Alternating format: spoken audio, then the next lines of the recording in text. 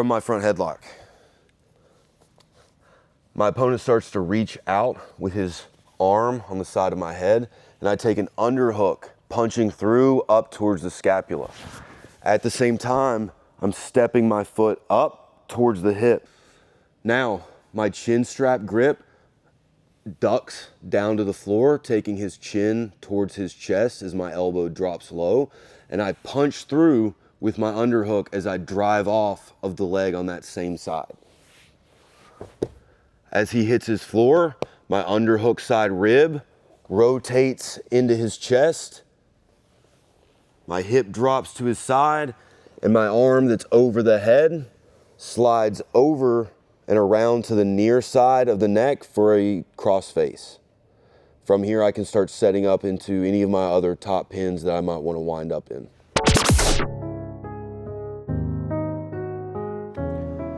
So from our front headlock, we have been looking at some options as far as front chokes, go behinds, and now we are running into this arm. As we try to attack the neck, he defends, we try to cut that angle, but maybe our partners in the gym are starting to get a little savvy to that, and they start reaching out, trying to catch a leg, trying to catch a hip, trying to stop that movement to this side or create a situation where it's hard for me to finish my choke.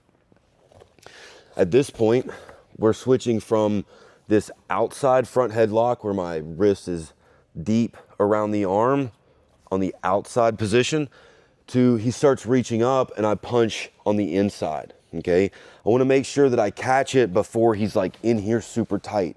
I don't wanna be peeling it too close because at this point he might be making his own moves. I'm losing my base. So when I see that arm start to come up, I'm gonna punch through and get this inside front headlock. Now, I wanna send him in this direction, but right now my foot is too far out. I can really only push in that direction. So I need to step up towards the hip and the knee, okay? Now I could push this way pretty strongly, but the issue is if I just push that way, all I'm doing is dragging him in this direction. And maybe we wanna do that for something like some type of front choke. That's definitely another option if we get to here and we feel that the chin is lifted and he's giving us the opportunity to snatch that neck. But a lot of times they're still being defensively sound under here. I can't just circle the neck. I'm still occupied with this arm. Maybe he's kind of holding on tight and it's not gonna be an easy release and retreat from here. So instead what I'm gonna do is I'm gonna create some rotation as I drop this elbow and I turn to pivot. So I have my chin strap. At this point, because I've come in deep, I might not be just holding onto the chin. It might be a little bit more of my forearm that's kind of underneath of there. It's my elbow and shoulder that are doing a lot of the work on this part of his head and shoulder unit. I'm trying to drop his head low towards the floor and peel him in this direction. So I'm really dropping my armpit, elbow, and shoulder down this way.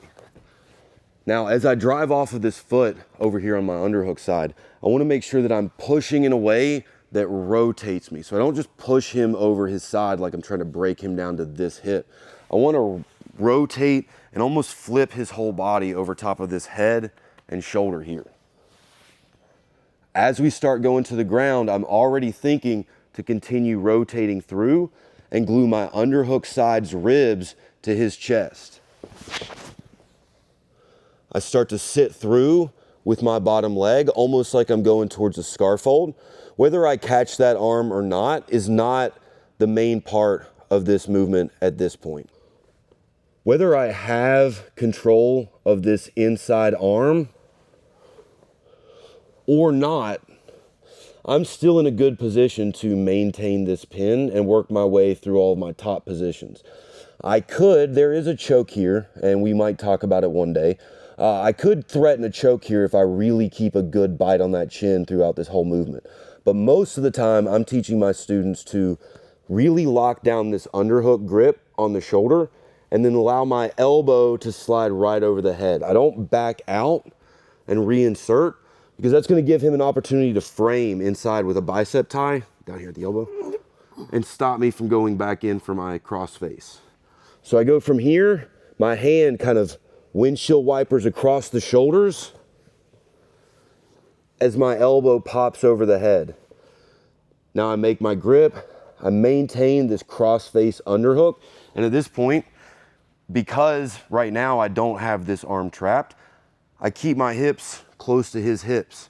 This is almost like a scar fold position here, but instead of control over this arm, I have control over this head, okay? There's a lot of ways we can go from here, a lot of controls we can look for, whether we're gonna use our underhook to our advantage, go regather this arm.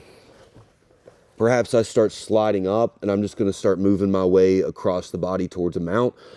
But regardless, the task of dealing with that arm reaching out to us from the front headlock, we've accomplished that, we've taken care of that, and we are ready to move on through our other systems from there.